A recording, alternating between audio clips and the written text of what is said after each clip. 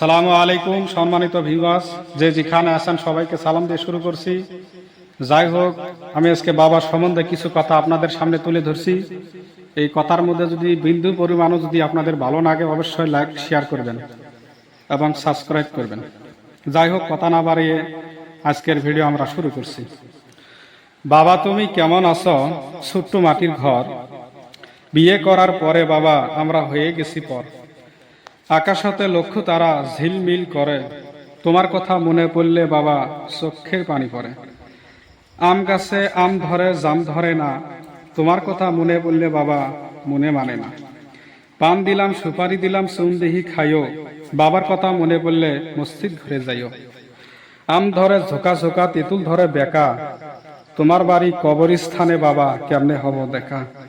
সন্তানের সুখের আশায় বাবা কত কষ্ট করে, অতি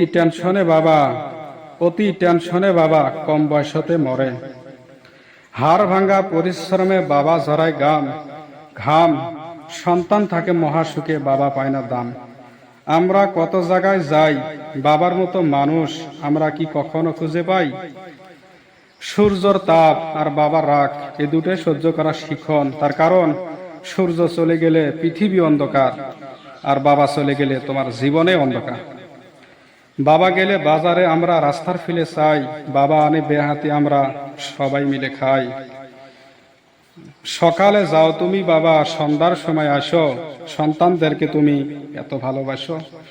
মাথার ঘাম পায়ে ফেলে বাবা করছো তুমি কাম, ছেলে মেয়ের কাছে আজকে নাই তোমার দাম। গাছের গোড়া কাইডা আমরা আগালে ঢালে পানি, সেই গাছের ভিতর কি আছে আমরা কিতে জানি। সোনা গাছের রূপা পাতা, ভুলো না বাবার কথা।